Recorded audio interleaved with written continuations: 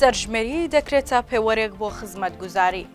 هاوکات لەگەڵ نیگەرانیەکان سەبارەت بە سەرژمێری گشتی ئەمساڵی عێراق لە کوردستان و ناوچە گرنگەکانی عێراقدا ئەمڕۆ دووشەممە 18 تشرینی دووەمی 2024 ئاتوانی سەرۆکی لیژنەی دارایی ئەنجومەنی نوێنەرانی عێراق سەبارەت بە پرۆسەی سەرژمێری ئەمساڵی عێراق ڕایگەیاند سەرژمێری دانیشتوان دەبێتە پێوەرێک بۆ دابەشکردنی بوجە و ڕاستکردنەوەی ڕێگەکانی پێشکەشکردنی خزمەتگوزاری و گەشەپێدان و وەبەرهێنان.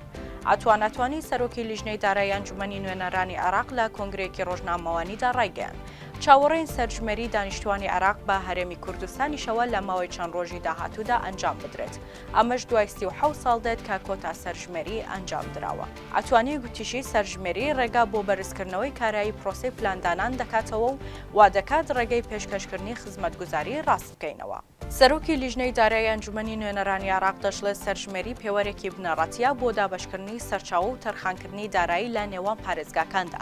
هەر چۆنێک بێت سەرژمێری گشتی بەڕێوە دەچێت و پێدەچێت کە بڕیارە گرنگەکان دوای پرۆسەکە ئاراستەی بوجە و خزمەتگوزاریەکانی هەرێمی کوردستان بەرەو لایەکی دیکە ببات.